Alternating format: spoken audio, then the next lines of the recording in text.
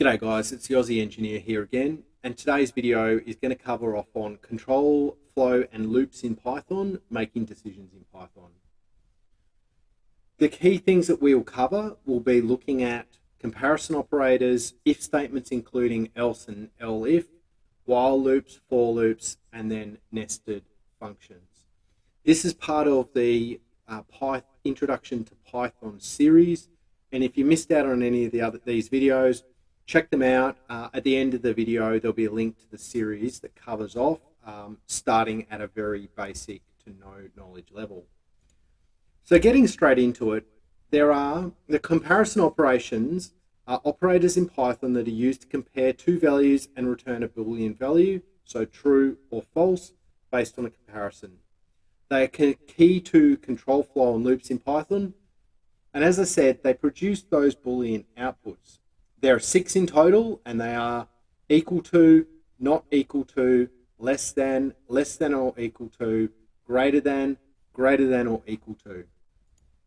So what I'm going to do now is take you through some code examples of each of those to show you what they actually do and what they look like. Okay, so straight into it. The first one that we'll look at is the equals to. To do an equals to check, rather than setting a value into a variable, we use double equals. If you use the single equals, that sets, so in this instance, x is equal to 5. However, we're then checking the value of x versus y. So let's run that right now.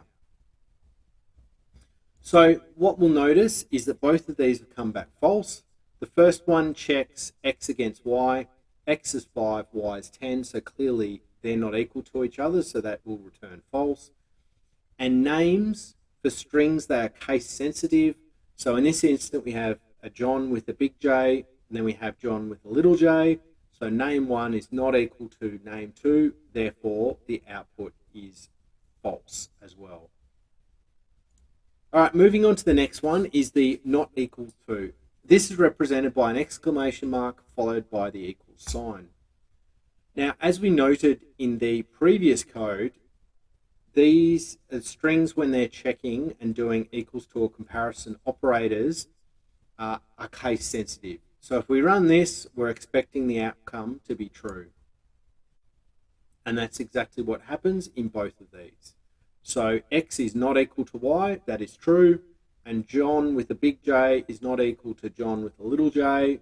Once again, that is also true. So let's get on to the next one, which is less than. So the less one pretty much checks is value A less than or less than value B. So we can have a look here. X is less than Y, 5 is less than 10, which is correct, and that will output very simply true. Moving on, less than or equal to. Is x less than or equal to y? Is 5 less than or equal to 10? Well, we know the answer. That's once again going to come out to be true. Noting that the equals goes after the less than symbol. So the next one is going to be greater than. Using the same example again. Is x greater than y? So is 5 bigger than 10? Well, once again, that's going to be clearly false. And then to round this one out, greater than or equal to, once again, notice that the equal sign goes after the greater than sign, and this will check is x greater than or equal to y. So in this instance, is 5 greater than or equal to 10, and clearly the answer to that is going to be false. So why are these important? Well, conditional statements are used in loops, fors, if statements, and a key to that statement at the start, which we will now cover when we start looking at the first of the if statements. So what is an if statement? Well, an if statement, it does a check, and it does a check to see whether the expression after the if, in this case, is x greater than 10, is true or false. If this expression returns true, it will then run the indented code and then after it's run that indented code, we'll return to the rest of the program. Note that if this is false, it will skip over all the indented code and then return back to the same indent level as the if, and then continue running the program. So if we put a value into this if statement here of 1, we would anticipate that this is going to be false because 1 is not greater than 10, in which case this statement in the code will run. So let's check that out. What is the value of x? Let's set it to 1. And we'll note that the code has skipped over x is greater than 10 part of the code and gone straight back to the next indent statement down below. Note what I'm doing up the top is I've set these for each of the different loop if statements so we can run some different examples and I can talk through. I've got it using the input command and making sure that the input command is setting an integer into x using input and then a string inside that, which will then print down here and give us the opportunity to input something here. I'll talk about inputs more in the next video in the series, but I thought it was just helpful to have an input here and just give you a little bit of an explanation of what's going on. So let's run this again, and this time let's put 11 into the value of x, and we'll notice that it has run the indented code, so it's run this and then it's returned down below here. Okay, so that's the first in this, which is the if statement. Moving on from that, we now have the else statement. What the else statement does is it provides a catch-all expression, that piece of code that's run if the output of this if statement is false. So in short, if x is greater than 10, it will run the indented code here, and as per before, it will run the indented code up to when the indent goes back and there's no indent. In this case, because there's then an else, if this first statement is false, then it will run the code in the else statement. So if true, it will do this. If false, it will do that. So let's run that. So let's start firstly with x is 12 in this instance. So the first statement is true, and the code will now output x is greater than 10. However, if we run that code and say x is equal to 2, it will now skip over this first bit and then run the else statement, or that this is true. This is false. So this statement is false, so it will run the else statement. Now that's fine for some simple code, but depending on the complexity of the code you want to write, there might be multiple cases and multiple things that you want to check. And that is where the elif comes into it. So in this instance, we have 3 potential outputs for the code. And the way the code works through is as follows. It will run the first if statement, and if that is true, it will then run this piece of code there and exit. If this is false, however, it will then run the elif check. If the elif is true, then it will run this piece of code and then exit. If both the first if statement and the elif statement are both false, then it will come down to the else statement and then run the code under the else statement. So let's have a look what that looks like. So let's start with the first case where x is equal to, let's not delete my code, where x is equal to 1. And we'll note that it false, false, therefore it runs the else piece of the code, and x is less than 10. Let's run the second case where x is equal to 10. And we'll note that it's obviously false here, so it switches to the next piece of the code. This is true, so it runs this elif piece of code here.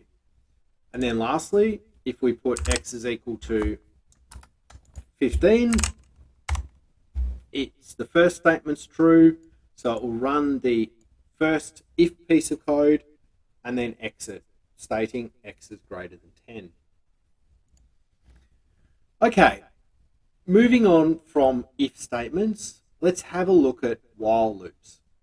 In Python, a while loop is a control flow statement that is repeatedly executes a block of code as long as the condition specified in the loop header is true.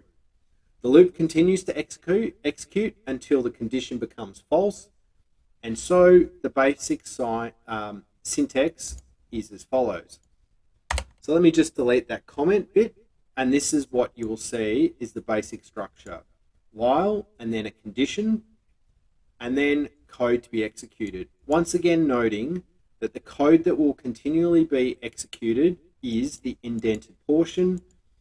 The loop will keep executing this code at the indent until this condition becomes false, and then it will exit and return back to the previous indent line. So let's comment that back out again and run the two loops that we have. So in this example, there is an example of a while loop that prints the numbers from 1 to 5, which is this first one. And let's run that now. In this example, the condition is I is less than or equal to 5. The loop will execute so long as I is less than or equal to 5. The variable I is initialized to 1 before the loop starts. Inside the loop, the value of I is printed and then incremented by 1 using the plus equals operator. Now, the next one is an example that uses a while loop to find the factorial of a number. In this example, the loop calculates the factorial of the number 5.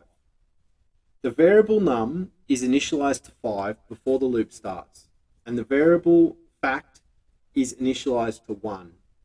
Inside the loop, the value as fact is multiplied by num, and then num is decreased by 1 using the minus equal operator. The loop continues to execute until num is greater than 0. While loops can be useful when you need to repeat the block of code a certain number of times or until a certain condition is met.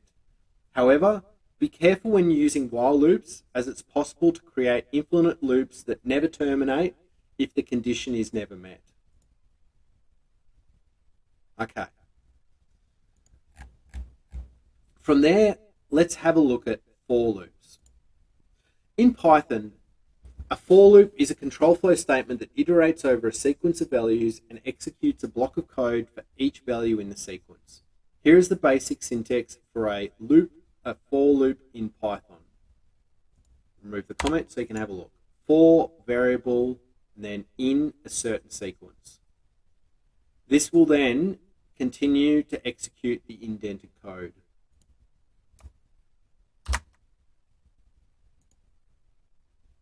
So here is an example of a for loop that prints the numbers 1 to 5. In this example, the range function generates a sequence of numbers from 1 to 5. The for loop iterates over each number in the sequence and prints it to the console. And here is another example that uses a for loop to calculate the sum of a list of numbers. In this example, the for loop iterates over each number in the list and adds it to the variable sum. The loop continues until all the numbers in the list have been processed. For loops can be useful when they need to iterate over a sequence of values, such as a list or string. They can be used with the range function to repeat a block of code a certain number of times. Okay, so if you're new to Python, you may have wondered why in the first for loop here, it says range 1, 6, yet it outputs 1 to 5. Well, simply put, when we have a look at the range function, it has three parts that we put into it in its syntax, being start, stop, and step. The start and the step are optional integers that we can put into it, and if the start is not set, then it will default to 0, and if the step is not set, as per this example, then it will default to 1. Now the stop, however, is the value before it reaches it. So in our instance, the value before with a step of 1 is 5. So it will always output up to and one less, or one increment less than whatever the specified number is. Okay, so lastly, let's have a look at nested loops. In Python, a nested loop is a loop inside another loop. Here's an example of nested loop that iterates over two lists. Now let's run that code. We'll talk about that now. In this example, the outer loop iterates over each element of list 1, and the inner loop iterates over each element of list 2. The print statement outputs a combination of the elements in the two lists. Here's another example of a nested loop that uses a while loop.